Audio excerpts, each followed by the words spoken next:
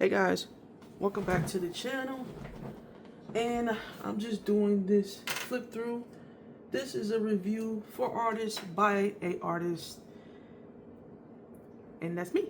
So I hope you guys will indulge me as I try not to ramble, and I've shot this so many times because I feel like I'm rambling or coming off as I know what I'm talking about. I don't. I'm a beginner artist. And so, yeah, this is the Dynamic Bible by Peter Hahn. I've had this for, I could say now, for a month. But I just been redoing the flip through over and over again. Pretty much contradicting myself, honestly. And yeah, so let's get into it. These is the first opening page. The only thing I'm going to point out here on this page is that these are all the iterations that he's done, or that he's done from 2020 to 2025. 2020 was the first one, edition one, and I just thought that was really good. He did this 6 times. And so for us as artists, I think this right here, hopefully you guys can see that. I hope yeah. So let me see if I can zoom in on that real quick. See if you guys can kind of see that. So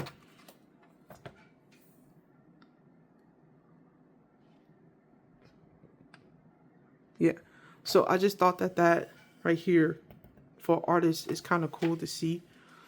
Let's zoom back out so you guys can kind of get the page.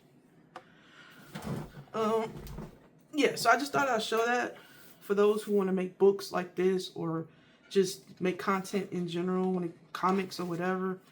Doing it first, you can always go back and do it again. That's the kind of thing I'm taking with my own little projects. Just do it first, and then you can always go back and try to do it again and make it better. And that's what he did with this book, and I think it's really cool. If you've been following him, you know the process he went with this book. So here's the first page, the first lesson in the book. Now, I'm going to be honest, I've had this for a month. I only do first parts of the lesson because honestly, it's kind of hard trying to figure out how to study from the book when you're still learning certain fundamentals. I do try my hand at a lot of the exercises, but if I had to say, that's probably like and I did ask him about this on Instagram, but he's a busy man, so I haven't really got a response on how to properly go about doing some of the studies, but this is the material. So he recommends using a fine liner and not a pencil or a ballpoint pen, but do what you want. I'm someone who likes to draw with ink, but I also draw with pencil, and I also draw with color lead. They're right here. These are all my little tools. So like, do what's comfortable for you. If you do it with pencil, then just go over it with ink, So yeah, that's what I say for that. And then there's some more information about just straight posture, taking breaks. And for example, he says if you're drawing for 4 to 5 hour sessions, at least take a 30-minute break in between sessions and drawing. Stretch if it's possible to stretch yourself, and then just be aware of your neck position. Be careful about your neck, because and then your wrist position and how to properly hold your pen. And then we get into the first exercise. Now, all of these exercises, it's not something you grind. He says this later in the book, but I'm just going to say it now. Is to learn thick to thin, tight spaces, open spaces. I do this every day. This one I struggle with the most, because it's, which he does say this is a little bit more difficult. But yeah, I do this every day. I will be doing me a session before I actually get started drawing.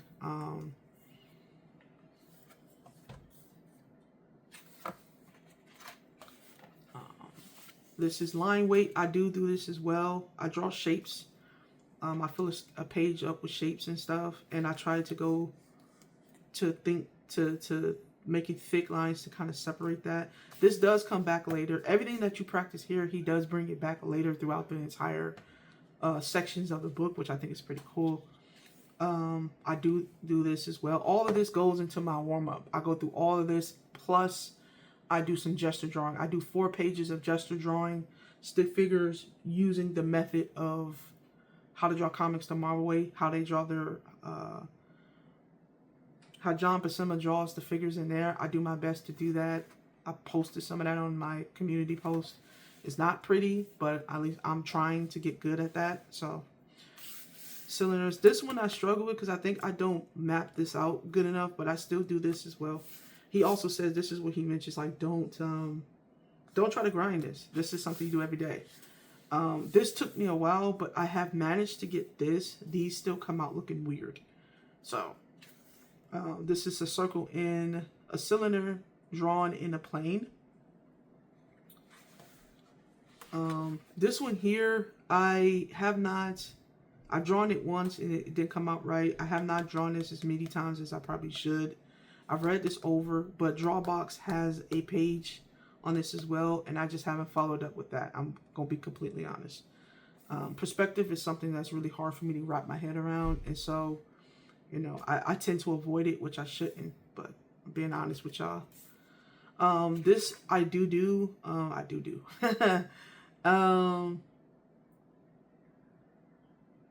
Yeah, this is blobs. This kind of comes into the form of this. I practice this a lot more, and I'll also be trying to do texture and shading, especially like if I, you know, do I do it every single day? No, because sometimes I just do my warm-up, my initial warm-ups, and then I go directly into my project that I'm working on, or whatever drawing session. Sometimes I just want to draw environments or thumbnails of environments, which I did post as well. So it just depends. But this is a good exercise though. This one here is probably the hardest one to understand. Is stacking forms and taking away. And it has, you know, it does have something to do with perspective. And I believe the best way he said go about doing it is just to practice drawing stuff around the house, which I'm guilty of not doing. So same thing with this one. Is shape relationship. The best way to go about practicing this is just drawing objects, is what he says to do. You know, everything is made out of these shapes, and you have to overlap them, cut them away, and interlock them. And I know people be like drawing the shapes by themselves, and they be locking them together, and they're doing exactly what he's doing here. But like, this is hard to try to figure out how to do if no one is showing you. So he said the best way is just to, you know, just draw shapes, because the objects around you are already overlapping. They're already been cut away, and they're already interlocking. So I don't know. I don't draw a lot of house objects as I'm supposed to. I'm gonna be real. So like you see, like what I'm saying, like you see a lot of pages like this. I do too, but you know. And then he shows you how to break down a subject using these shapes that we just saw. This is where he mentions here that perspective is needed, especially Betsy's perspective. And for those of anyone that are interested in a perspective book outside of the one I already showed on my channel, I didn't make a video for this one, but I recommend this. This is what I've been studying. But like I said before, I've been avoiding it, but I have been trying. I need to get back to this one. But perspective is just hard when you don't have anyone else to bounce off of, and you're doing this stuff on your own, and you have questions, and so it's kind of hard. But, you know, I do my best. I have tried this, though. It came out okay. Because I kind of understood, like, what this is suggesting. So, but that's that page.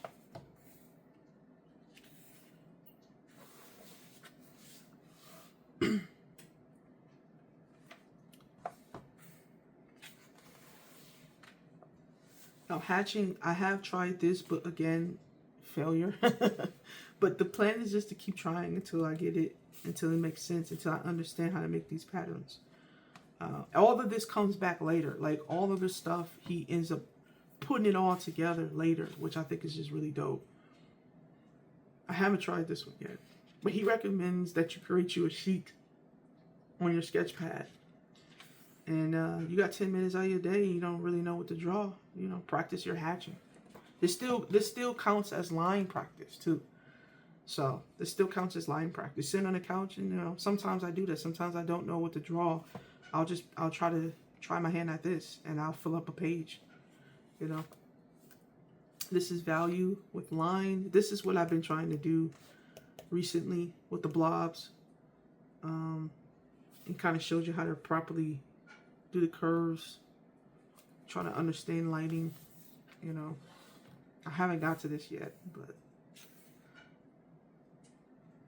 And you can see some of those patterns coming back. And then we get to, you know, hard surfaces and values. Like, you know, and each one of these represents reflecting, dull surfaces, damaged surfaces. And then he shows us what that looks like on actual objects. And I think that's really dope.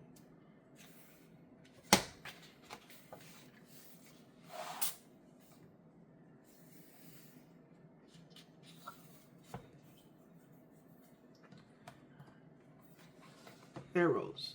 I didn't think arrows was like that important, but I will be honest, I should get back to doing arrows, because like they're very useful, and if you could do it right, you kind of already learning how to do things. So this is his different types of ways to use arrows. This is bringing something forward, showcasing movement and direction. This is showing, you know, side to side swiping, up to down flicking, twisting, you know. And then also, like, for character panels, or even like if you're drawing your own story, you need to like remind yourself of like what you have plans for something, and you could put little arrows and notes to like where it goes. I thought that was pretty dope. So, or even like what type of texture you want there, especially if you're communicating with other people. So, and then we get into part 2. This is part 2, step 2, I guess, or whatever. Study of bugs. I haven't really done much over here. I'm not gonna lie. I've been focusing on the first part. You can focus on whatever part of the book you want. You can jump all over the place. You don't have to stay in order. I just prefer to stay in one section so I don't overwhelm myself. So my section is the first part that we just went through. So, yeah. So what I'm going to do is I'm going to stop it here. I'll come back. I'm going to break this into 3 parts just so it's easier for you guys to follow, for those that don't want to watch a long video. So we'll be back for part 2.